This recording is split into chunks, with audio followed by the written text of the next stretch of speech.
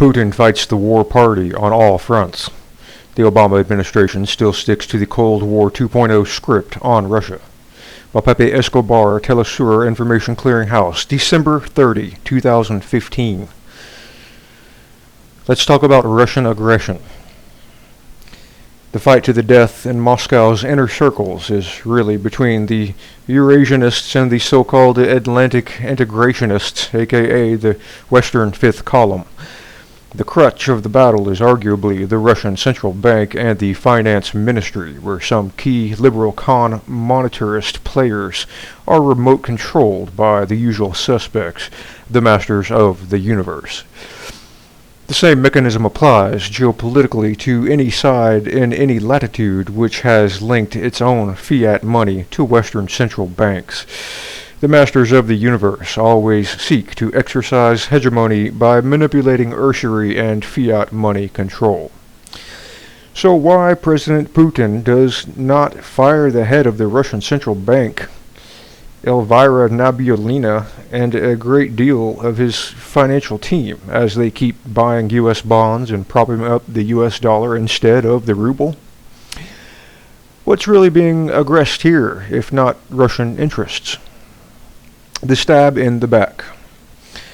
Opinion why Turkey stabbed Russia in the back. It's clear by now which party profited from the downing of the Russian Su-24 by the Turkish Air Force, a graphic act of war. The immediate result was the suspension, which could lead to the cancelling of a crucial Pipelinistan plank, Turkish Stream, which is a bête noire for the masters of the universe, as Turkey was about to become the key alternative, bypassing failed state Ukraine for supplying natural gas to southern Europe. On top, the EU paid Ankara 3 billion euros for its indirect services. The official excuse is to allow Turkey to control Syrian immigration to the EU. And EU sanctions to Russia were extended for another 6 months. A fitting Russian response would be Moscow defaulting on all debts to Western banks in retaliation for the sanctions. An extreme step would be blocking natural gas shipments to the EU. If Russia even floated one of these moves, not to mention both, sanctions would be lifted in a flash. So who's really being aggressed here? Putin and Russian intel didn't see it coming. Sultan Erdogan's stab in the back. So a case can be made that Russian intel seriously underestimated Erdogan's massive investment on regime change in Syria. Whatever happens on the ground, much more than in the Vienna-Geneva charade now passing for a peace process, the future of Syria bears two stark options: a neo-Ottoman colony, but essentially subordinated to the whims of the masters of the universe, or a unitary sovereign nation, not partitioned, with a strong relationship to both Russia and Iran. The question, though, remains: how does Turkey get away with such a provocation, with Russia imposing just a few sanctions? That fuzzy agenda. The missing link is the puzzle, and the missing link in the puzzle is Israel. Contradictions became glaringly obvious with the flattening of a building in Jaramanah in Damascus by Israeli missiles, killing 9 civilians as well as Hezbollah-linked Samir Kuntar. This could not have happened in any way without Russian acquiescence, considering Russian missile defense now protects Syrian territory. So the message is clear: Russia won't interfere with Israel's priorities in Syria, Lebanon, and vice versa. U.S. officials think Putin is meeting his aims in Syria and at a relatively low cost, contrary to Obama admin rhetoric. Mike Giglio. Vice versa couldn't be trickier. Tel Aviv tacitly supports the Nusra Front, aka Al-Qaeda in Syria, which even the Obama administration finally has been forced to admit is a terrorist outfit.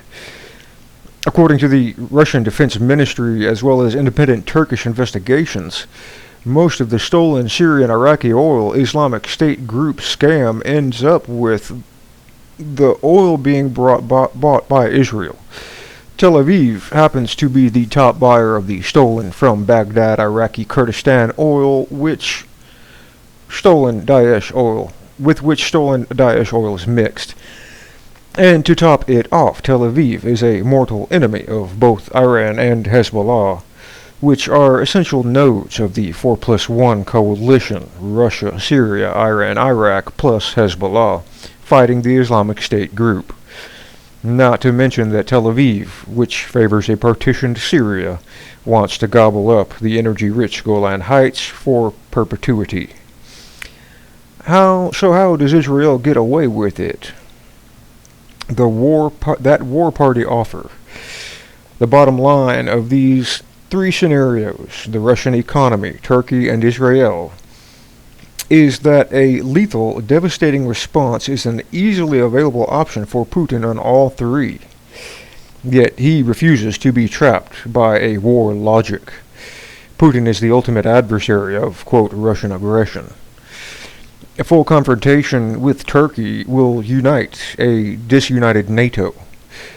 Now, Russian intel has connected the dots on how the masters of the universe are trying to use Ankara as bait to trap Moscow, as they extensively used a now discarded irrelevant Kiev.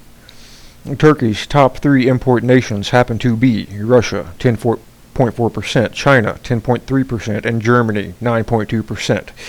Deep trouble in Turkey would be a major headache for the trio, much to the delight of the Empire of Chaos.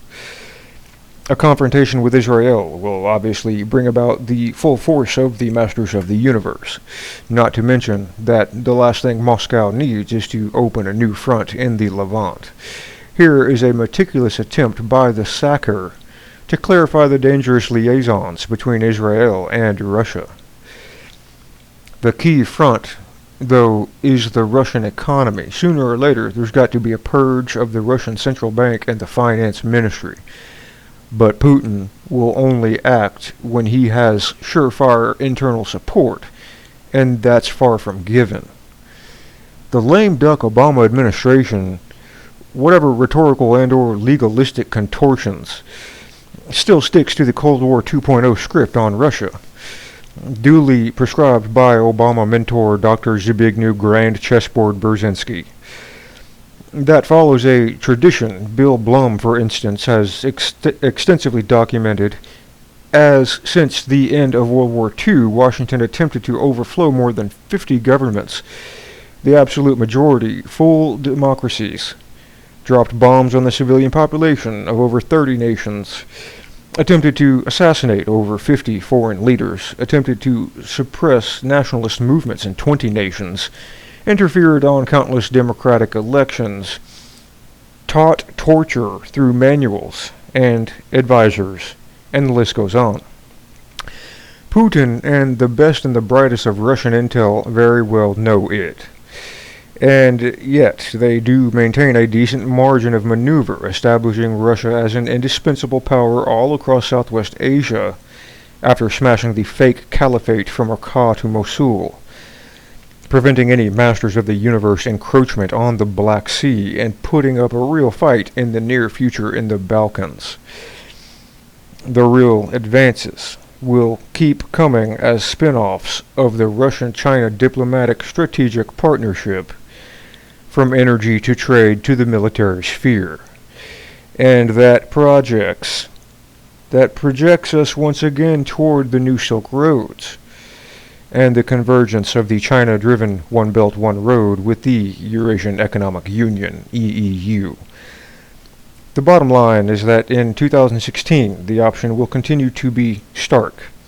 It's either the hegemony of the war party, with the subtext of a Washington willfully condoned Salafi jihadi offer to young disaffected Muslims, or the vision of a full, prosperous trade, commerce, communication network for the whole of Eurasia. Ladies and gentlemen, place your bets.